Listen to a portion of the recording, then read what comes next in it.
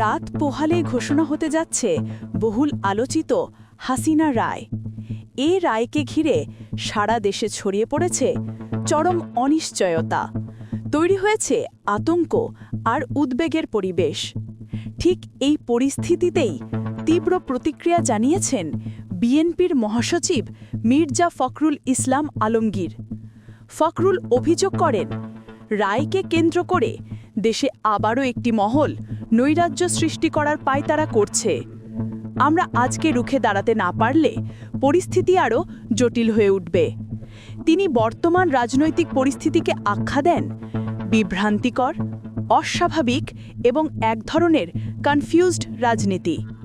তার ভাষায়, এমন সব ঘটনা ঘটছে, এমন সব উপাদান রাজনীতিতে ঢুকছে যা বাংলাদেশের মানুষ তাদের রাজনৈতিক সংস্কৃতিতে আগে কখনো কল্পনাও করেনি। ফখরুল বলেন, এগুলো বাংলাদেশের আত্মা নয়, সোল নয়। দুর্ভাগ্যক্রমে দেশ এখন গভীর সংকটের মধ্যে। অন্তর্বর্তী সরকারের দিকে ইঙ্গিত করে তিনি অভিযোগ করেন, তারা রাজনৈতিক কাঠামোকে নতুন এক পর্যায়ে নিয়ে যেতে চাইলেও তা জনগণের প্রত্যাশার সঙ্গে কতটা সামঞ্জস্যপূর্ণ এখনই বলা যাচ্ছে না। বিএনপির অবস্থান পুনর্ব্যক্ত করে তিনি আবারও স্পষ্ট বলেন, নির্বাচনই হচ্ছে একমাত্র পথ।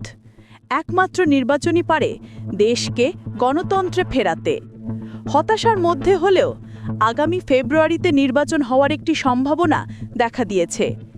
কিন্তু তার দাবি, কিছু গোষ্ঠী পরিকল্পিতভাবে অনিশ্চয়তা তৈরি করছে, নির্বাচন বিলম্বিত বা ব্যাহত করার চেষ্টা করছে।